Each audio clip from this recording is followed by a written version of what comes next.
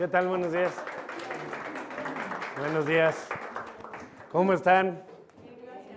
Gracias por acompañarnos. Primero que nada, les quiero rogar que todas las preguntas, observaciones, quejas, sugerencias son absolutamente bienvenidas. Les quiero rogar su participación. Eso es lo que hace que el tiempo que uno invierte en un evento de esta naturaleza rinda frutos.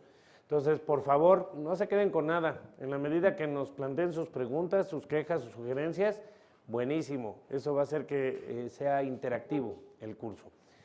El material que les han distribuido tiene exactamente la misma información que yo voy a utilizar en la presentación que voy a estar proyectando.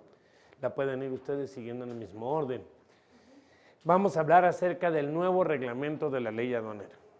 Y este nuevo reglamento de la ley aduanera que se publicó el día 20 de abril de este año, entró en vigor el día 20 de junio, es decir, pues hace 2 días, el sábado fue 20, ¿no?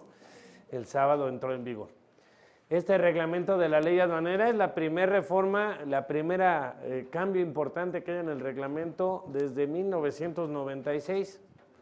El reglamento original venía de 1996, era del mismo año en que se publicó y entró en vigor la ley aduanera que nos rige actualmente y que también ha tenido varias reformas. Le urgía ya una reforma mayor al grado de que es un nuevo reglamento por completo. Y hay varias razones por las cuales precisamente ya era necesaria esta transformación mayor. La primera y más importante, y yo creo que a todos nos debe de quedar claro, es que en los últimos años nuestro comercio exterior ha evolucionado de ser, en el despacho aduanero, algo en papel, un trabajo que se hacía con documentos físicos, a un trabajo electrónico. Había que reconocer todo eso. Y en segundo lugar, algo muy importante. En 1996, cuando se publica el reglamento de la ley aduanera y la ley aduanera, no existía el SAT. El SAT se crea y entra en vigor en 1997, es decir, un año después. Entonces, los principales rasgos distintivos que contiene esta edición del reglamento precisamente es, por un lado, reconocer todo el proceso electrónico para importar o exportar mercancías y, por otro lado, el tema del SAT. Tercer aspecto importante. En la actualidad, la función aduanera en nuestro país está dividida en 2 fases. Lo que sucede en la aduana, lo que las autoridades aduaneras pueden revisar en la aduana, que esto estará a cargo de la Administración General de Aduanas del SAT. Y lo que sucede después de la aduana, que correrá a cargo de la AGACE, la Administración General de Auditoría de Comercio Exterior. Esta administración se crea y entra en funciones en el año 2012. Entonces, ese va a ser el espíritu de los distintos cambios que vamos a analizar. Yo les propongo y he hecho un extracto tomando los artículos que considero más importantes para la operación cotidiana. El reglamento tiene cerca de 249 artículos. Es imposible verlos en una sentada, pero he tratado de abarcar lo más posible de los aspectos relevantes para que los podamos desarrollar aquí en el curso. En la elaboración del reglamento participan tanto las secretarías como el presidente de la República. Es importante que visualicemos esto porque en nuestro comercio exterior, particularmente en el aspecto aduanero, nosotros teníamos la siguiente situación. Hasta arriba tenemos la ley. Debajo está el reglamento. Y después del reglamento, abajo técnicamente tenemos las reglas. Las reglas son el equivalente en comercio exterior a lo que sería la resolución miscelánea fiscal. De hecho, es un derivado de la resolución miscelánea fiscal. Originalmente se publicaba como un capítulo de la resolución miscelánea fiscal.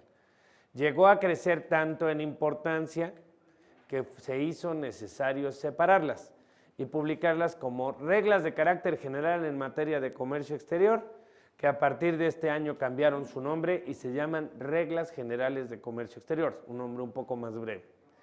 Es importante que ubiquemos que la ley es el resultado del proceso legislativo. Eso quiere decir que en su elaboración interviene, desde luego el presidente de la República puede intervenir con una iniciativa y pasa por la Cámara de Diputados y Senadores. Luego el reglamento, como decíamos, viene del presidente de la República y de las secretarías. Y luego las reglas las emite el SAT. El SAT no es una secretaría, el SAT es un órgano desconcentrado. Y como órgano desconcentrado que es, no tiene las mismas atribuciones ni la misma injerencia que tienen las secretarías. Las embarcaciones, el capitán tiene que transmitir información respecto de cada uno, de cada uno de los puertos mexicanos a que la carga venga destinada. Tiene que también dar una relación de pasajeros expresando la cantidad y clase de bultos que constituyen el equipaje de cada uno de ellos, excepto el de mano, una lista de la tripulación y declaración de mercancías por cada puerto. No voy a estornudar. Una relación por cada puerto de los bultos que contengan mercancías explosivas e inflamables, y también el artículo 18 dice cómo tienen que subsanar errores y corregir esta información. En el transporte aéreo, de igual manera, las empresas que transporten pasajeros quedan obligadas a transmitir al SAT, mediante sistema electrónico aduanero, la información de los pasajeros y de la tripulación que transportan, dando datos acerca de su documento con el que acreditan la identidad y los demás datos del medio de transporte. ¿Se observan? Esto no tiene realmente que ver con mercancías y no tiene que ver con cuestiones fiscales, son cuestiones de seguridad. Es para detectar quién está entrando o saliendo del país. A través de estos manifiestos de los pasajeros, las policías de nuestro país se han aventado unos éxitos bastante grandes. Una vez agarraron a toda una familia de narcotraficantes que hicieron, sí, una especie de convención, lo juro, en Cancún, rentaron un charter, los dejaron que se fueran a Cancún, tuvieron su convención y de regreso los pepenaron aquí en la sala del aeropuerto de la Ciudad de México, a toda la familia. ¿Y cómo lo hicieron? Con la lista de pasajeros. Les bota luego el nombre, porque además pues viajaron con sus nombres reales, o sea, qué caray. Es como estos también, no sé si vieron en las Olimpiadas de Sydney, a unos que los agarró la Interpol, porque estaban echando porras, ¿no? ¡México! ¡México! Yo creo que me imagino el del Interpol aburrido viendo el voleibol y de repente, ¡esos son los que estamos buscando! ¿No? O sea, y a la salida, bueno, por lo menos los dejaron ver el partido y a la salida los pepenaron, van para adentro, ¿no? Pero bueno. De hecho, es muy común que el ferrocarril se preste para tránsitos. Esa es la razón de ser de la aduana interior que tenemos aquí en la Ciudad de México, que es Pantaco, y es la razón de ser de la sección aduanera que se ha creado en Toluca, la famosa Puerta México, que están tratando de impulsar en la actualidad como una alternativa a Pantaco. Porque dicen, y dicen bien, el problema de Pantaco es que el ferrocarril llega en medio de una unidad habitacional. O sea, es real, o sea, los camiones están saliendo por en medio de una unidad habitacional. No sé si ubiquen Pantaco, tienen muy buenos tacos allá afuera de guisado, por cierto. Yo no sé si van a quitar la aduana de Pantaco, y por mí que la quiten, pero si quitan los tacos de guisado de afuera, yo cierro circuito interior. ¿Sí? Es así de sencillo. Y sé que tendré adeptos que me apoyarán, ¿no? O sea, pero bueno, el caso es que en la aduana de Pantaco hay un problema de infraestructura básica, está encerrada dentro de una unidad habitacional. Y la de Toluca dicen que no, que las vías de acceso son muy agradables, etc. Entonces, en esos casos las aduanas ferroviarias funcionan como aduana de despacho, no necesariamente es la aduana de entrada a territorio nacional. La ley aduanera ya contemplaba desde 1996 la capacidad que tiene, bueno, lo que tiene que ser la autoridad aduanera cuando detecte un embarque que tiene una marca y sobre el cual el titular en México ya haya presentado una solicitud de infracción administrativa o una querella por la vía penal, la autoridad aduanera la tiene que inmovilizar y ponerla a disposición de la autoridad competente, que será según sea el caso y el tipo de queja, el INPI o la PGR. Entonces, algo que les van a pedir de manera recurrente es que si la mercancía ostenta marcas comerciales, ustedes acrediten que están autorizados por el titular para importar y comercializar la mercancía en México. El robo no exime de la obligación fiscal. Hay que pagar el impuesto. Así es. De hecho, existe una regla de las generales de comercio exterior, que es la regla 2.5.6, que establece el procedimiento para regularización de mercancías robadas en tránsito, en régimen de importación temporal o a depósito fiscal. Así es. Lamentablemente así es. En 1996, cuando estábamos discutiendo cómo iba a quedar la ley aduanera, nosotros cándidamente le pedimos a la autoridad que por favor incluyera dentro de las extinciones de obligación fiscal el robo, porque estábamos viviendo en aquel entonces una oleada de inseguridad. No, pues ¿qué quiere, no? O sea, y entonces nos contestaron palabras más, palabras menos, de ninguna manera, porque sería la mayor ola de autorrobos de la historia del país. La raza es mala, hay que reconocerlo también, ¿no? Por eso el robo no constituye extinción de la obligación fiscal, así es. No, hay que pagar. También para aumentar su grado de confusión, que es mi especialidad, hacerle la siguiente reflexión. La autoridad aduanera ya tiene en su poder la información de los pedimentos, porque ellos son los primeros que la reciben. Entonces, de acuerdo a la Ley de Derechos del Contribuyente, ni siquiera me tendría que pedir los pedimentos. Dice la Ley de Derechos del Contribuyente en el apartado de Derechos Generales del Contribuyente que la autoridad no debería de solicitar la información que ya obra en su poder. Pero sí lo piden. Entonces, y claro, siempre está la Ley de Derechos del Contribuyente ahí para echar mano de ella, pero no es la mejor manera de iniciar una relación con la autoridad. O sea, decir, no te doy ni más, ¿no? O sea, se pueden poner un poco sensibles, ¿no? Entonces, sí, entiendo perfectamente lo que usted dice y es un problema fáctico que yo creo que se está dando por lo acelerado que ha sido el tránsito de lo electrónico, del papel a lo electrónico en nuestro país. Para los efectos del artículo 36, segundo párrafo de la ley, el código de aceptación que genera el sistema electrónico aduanero no implica que la autoridad aduanera se pronuncie sobre la veracidad de lo declarado en el pedimento, ni limita las facultades de comprobación de la autoridad aduanera. O sea, ya pasó, pero no puedes decir ya, si dio firma ya la hice, ¿no? No, todavía puede ser sujeto a facultades de comprobación por la autoridad y va a tener los próximos 5 años para llevarlo a cabo, en términos del artículo 67, fracción segunda del Código Fiscal de la Federación. ¿Sí vamos bien hasta aquí, por favor? El dato que sigue le impacta sobre todo mucho a mi audiencia cuando son personas que trabajan en agencias aduanales, porque les digo, es el año que vivieron en peligro, o los años que vivieron en peligro. Ahí les va una historia.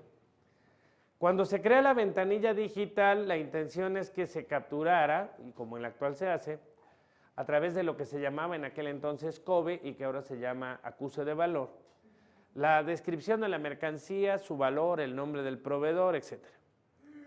Y había un campo que decía números de serie, marca y modelo.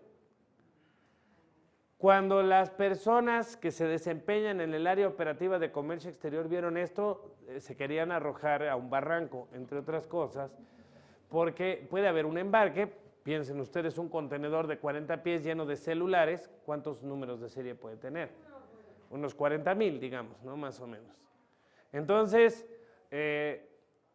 empezaron los gritos, los sombrerazos, y la autoridad a través de la ventanilla digital da a conocer una hoja informativa que tiene un valor jurídico cercano a 0, que no había problema, que se podían escanear las listas que ya tuvieran hechas con los números de serie.